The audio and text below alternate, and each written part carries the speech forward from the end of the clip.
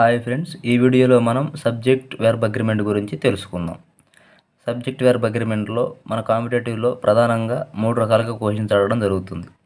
ఒకటి error spotting, అంటే one of the boys slash are absent slash today or slash no error, అంటే ఇట్లా 4-5 ఒక సెంటెన్స్ని ఇచ్చేసి మధ్యలో ఇట్లా ఇచ్చేసి ఏ పార్ట్ తప్పుగా ఉంది అని గుర్తించమంటారు.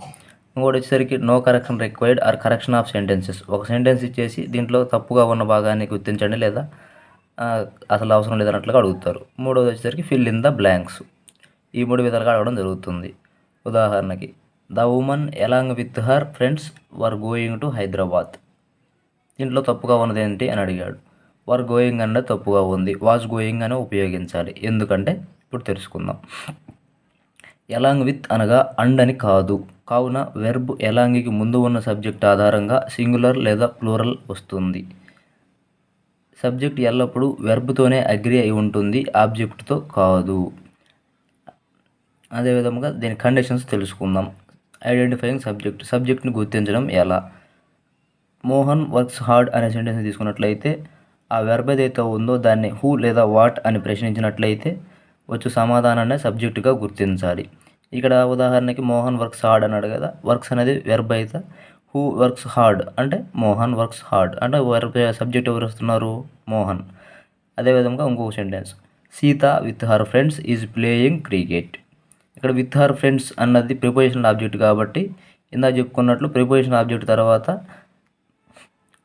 సింగులర్నే వాడాలి వెర్బ్ని. అదేవిధంగా some of the boys are missing, ఇది కూడా ప్రిపోజిషనల్ ఆబ్జెక్ట్ కదా. ఆ ప్రిపోజిషనల్ ఆబ్జెక్ట్ ఉన్నప్పుడు దాని ముందు ఉన్న సబ్జెక్టు ప్రకారం ఇందాక సీత సింగులర్ ఉంది కాబట్టి వెర్బ్ని ఈజ్గా వాడుకున్నాం. ఇక్కడ ఆఫ్ ది బాయ్స్ ముందు సబ్జెక్ట్ సమ్ ఉంది కాబట్టి వెర్బ్ని ప్లూరల్గా వాడుకోవడం జరిగింది. The boy met me yesterday. The boys in this class are intelligent. In this class అన్నది ఆబ్జెక్ట్ ప్రిపోజిషనల్ ఆబ్జెక్ట్ అవుతుంది. ఇక్కడ ప్రిపోజిషనల్ ఆబ్జెక్ట్ ముందు సబ్జెక్ట్ అన్నది ఇది బాయ్స్ ప్లూరల్లో ఉంది కాబట్టి వెర్బ్ని ప్లూరల్గా వాడుకోవడం జరిగింది. ఆ తర్వాత ఐడెంటిఫైయింగ్ ది వెర్బ్. ఇప్పుడు వెర్బ్ను గుర్తించడం ఎలాగా? వెర్బ్ 3 రకాలుగా ఉంటుంది. Action verb, static verb, possessive verb. Action verb అంటే do forms or does forms. ఉదాహరణకి I play chess or he plays. And దాంట్లో డూ, డస్, డిడ్. ప్లేలో డూ ఉంది కదా, ప్లేస్లో V1 + SRES ఉంటుంది. అదేవిధంగా స్టాటిక్ వెర్బ్ అంటే బీ ఫార్మ్స్ ఉంటాయి దీంట్లో. I am a teacher, am, is, are, was, were అనేవి స్టాటిక్ వెర్బ్ బీ ఫార్మ్స్ కిందకు వస్తాయి. పొసెసివ్ వెర్బ్ హ్యావ్ ఫార్మ్స్ అనేవి పొసెసివ్ వెర్బ్ కిందకు వస్తాయి. I have a car, have forms వచ్చేసరికి హ్యావ్, హ్యాజ్, హ్యాడ్. తర్వాత దానికి ఉదాహరణ తెలుసుకుందాం. One of the boys dash missing అని ఇచ్చాడు. ఇక్కడ ఆఫ్ ది బాయ్స్ అనేది ప్రిపోజిషనల్ ఆబ్జెక్ట్ కాబట్టి దాని ముందున్న సబ్జెక్ట్ ప్రకారం వెర్బ్ రావడం జరుగుతుంది. దాని ముందున్న సబ్జెక్ట్ ఏముంటుంది? వన్ అంటే సింగులర్ కాబట్టి ఈజ్, ఆర్, వర్, హ్యాజ్లలో ఏది వస్తుంది? ఈజ్ వస్తుంది. అదేవిధంగా one of the boys dash missing since yesterday. ఇక్కడ బ్లాంకులు ఏమి ఇచ్చాడు? Has been, has be, have be అని ఇచ్చాడు. అక్కడ సబ్జెక్ట్ 1 సింగులర్లో ఉంది కాబట్టి హ్యాజ్ బీన్. అదేవిధంగా one of the boys dash cricket regularly, plays or play అని ఇచ్చాడు. అక్కడ 1 అనేది సింగులర్ కాబట్టి ప్లేస్ అని వాడుకుంటాం. అదేవిధంగా one of the boys dash many cars. ఇక్కడ హ్యాజ్ ఆర్ హ్యావ్లో ఏది ఉపయోగించవచ్చు అని అడిగాడు. అక్కడ 1 అనేది సింగులర్, దాని పక్కన ఉన్నది ప్రిపోజిషనల్ ఆబ్జెక్ట్ కాబట్టి హ్యాజ్నే ఉపయోగించుకుంటాము. అదేవిధంగా సబ్జెక్ట్లో రకాలు. First person, second person, third person. First person అంటే స్పీకర్ లేదా రైటర్. ఉదాహరణకి ఐ ఆర్ ఉయర్ అనేది ఫస్ట్ పర్సన్ అవుతుంది. ఐ అనేది ఫస్ట్ పర్సన్లో సింగులర్ గాను, ఉయర్ అనేది ఫస్ట్ పర్సన్లో ప్లూరల్ గాను ఉపయోగించుకుంటాము. సెకండ్ పర్సన్ లిజనర్ లేదా రీడర్ని సెకండ్ పర్సన్ అంటాము. ఈ యు అనేది సింగులర్ లేదా ప్లూరల్ రెండింటిలో కూడా యు అనేది సెకండ్ పర్సన్గా ఉంటుంది. థర్డ్ పర్సన్లో హీ, షీ, ఇట్లను సింగులర్ గాను, దేని ప్లూరల్ గాను ఉపయోగించుకుంటాము. ఉదాహరణ, సీత వర్క్స్ హార్డ్. ఇక్కడ వర్క్స్ అన్నది థర్డ్ పర్సన్ సింగులర్.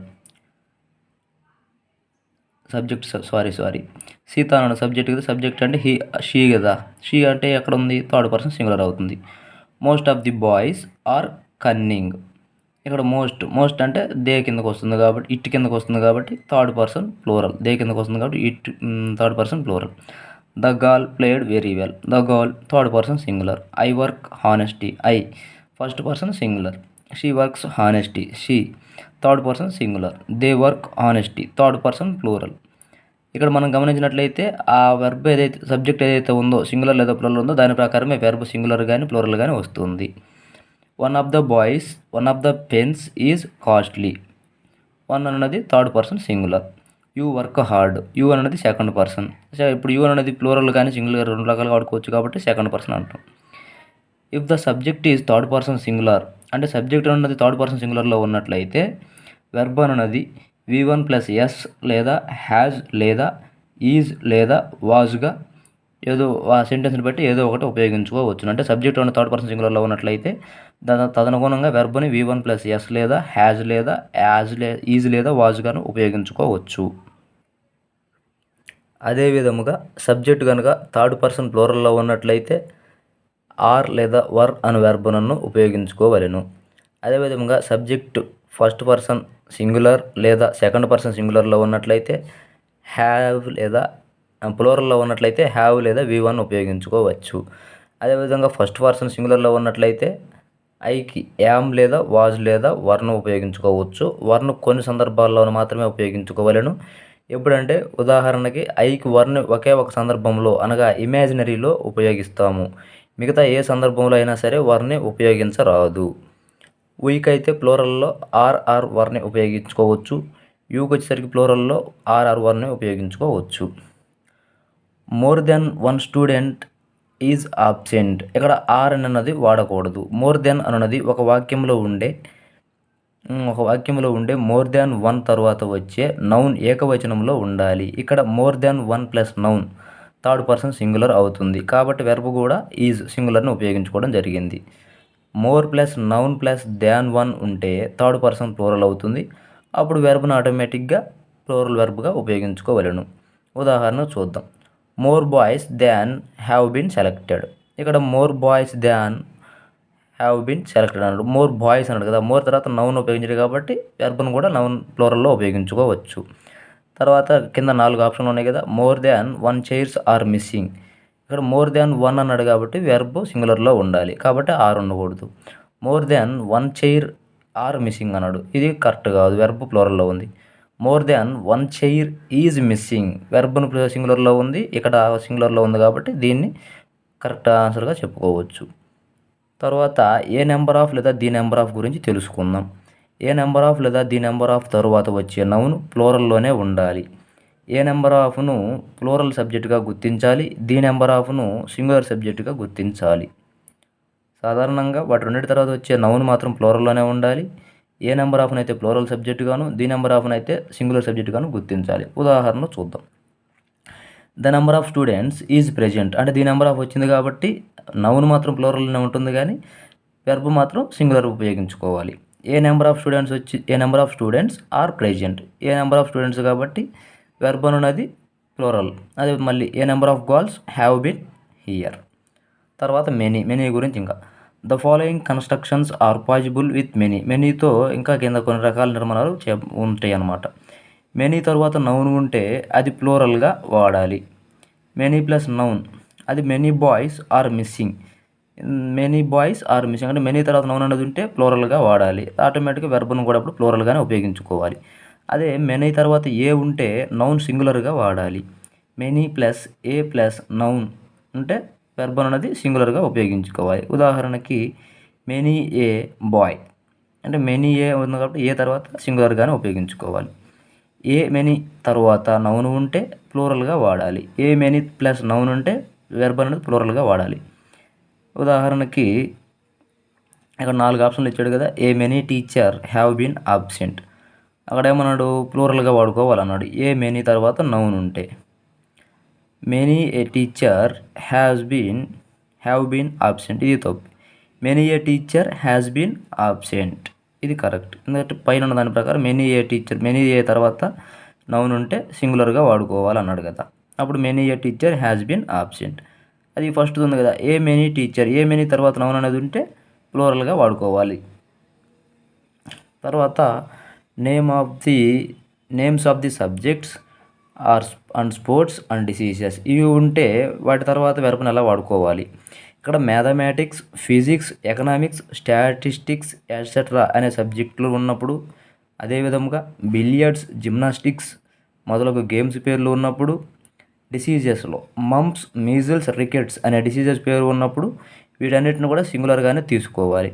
ఇవన్నీ సింగులర్ కాబట్టి, ఈ నౌన్స్ అనే సింగులర్స్ కాబట్టి సబ్జెక్టు సింగులర్స్ అయినప్పుడు వాటి అనుకూలంగా వెర్బ్ కూడా సింగులర్గానే ఉపయోగించుకోవాలి. Mathematics is my interesting subject. Measles has been spreading for ages. అయితే వీటిలో కూడా కొన్ని ఎక్సెప్షన్స్ ఉన్నాయి అన్నమాట. నేమ్స్ ఆఫ్ సబ్జెక్ట్స్ అంటే సబ్జెక్ట్స్ ముందు పేరు కనుక ఉన్నట్లయితే ప్లూరల్గా ఉపయోగించాలి వెర్బ్ని. Ramu's mathematics are very strong. If names of subjects are preceded by extra words అంటే డిటర్మైనర్స్ ఉన్నాయనుకో, దే ఆర్ ప్లూరల్. వాటిని వర్ణించేటువంటి ఎక్స్ట్రా వర్డ్స్ డిటర్మైనర్స్ ఉన్నట్లయితే వాటిని ప్లూరల్గా తీసుకోవాలి.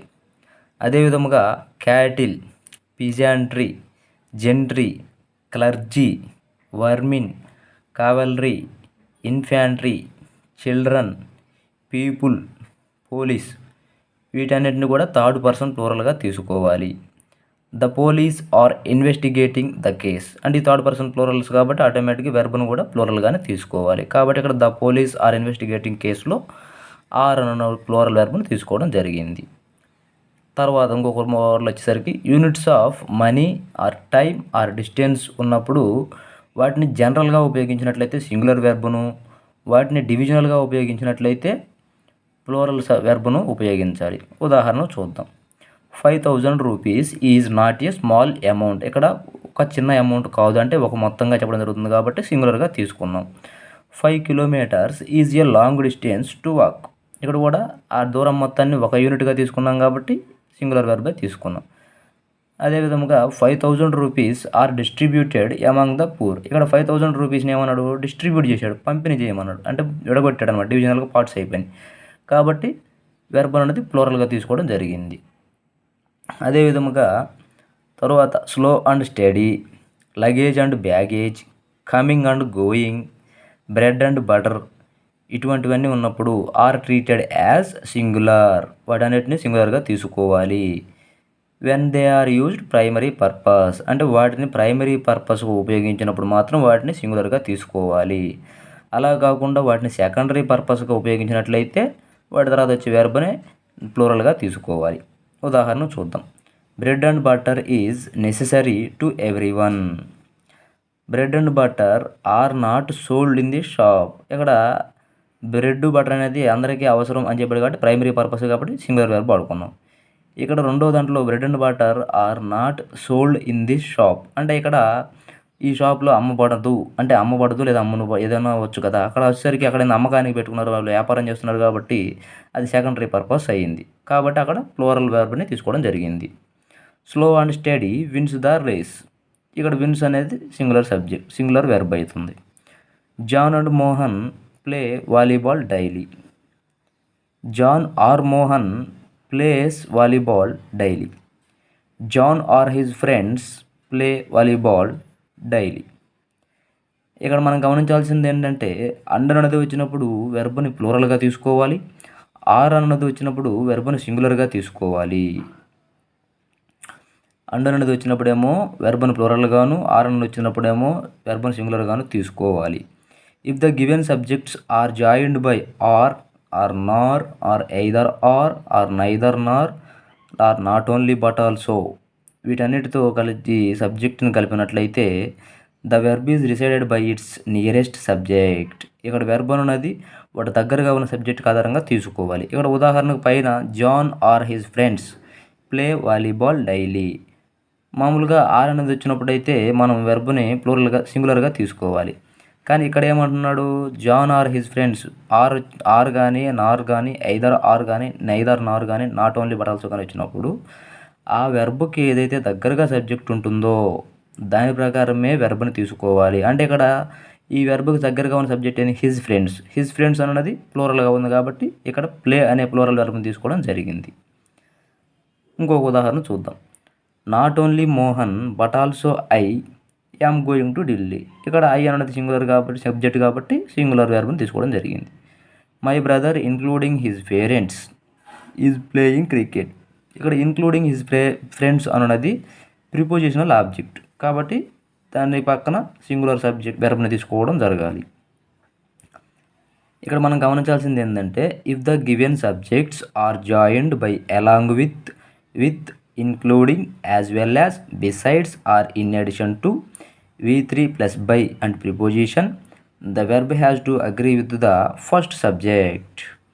అంటే ఇప్పుడు ఒక సబ్జెక్ట్స్లో కలపబడుతున్నాయి కదా, వాటిని వేటితోటి along with including as well as besides or in addition to V3 plus by అనే ప్రిపోజిషన్ వాటితో కలపబడినప్పుడు వెర్బ్ అనేది దేంతో అగ్రీ అయి ఉంటుందంటే మొదట ఉన్న సబ్జెక్ట్ ఏదైతే ఉందో దాంతో అగ్రీ అయి ఉండాలి.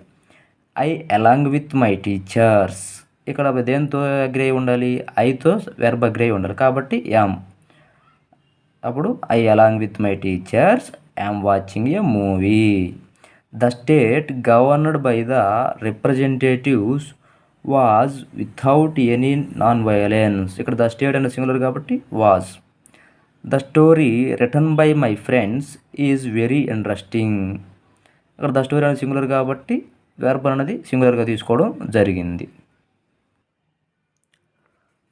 The poet and writer is dead. అంటే ఇక్కడ పోయెట్ మరియు రైటర్ ఒకరే కాబట్టి సింగులర్ వెర్బ్ని తీసుకోవడం జరిగింది.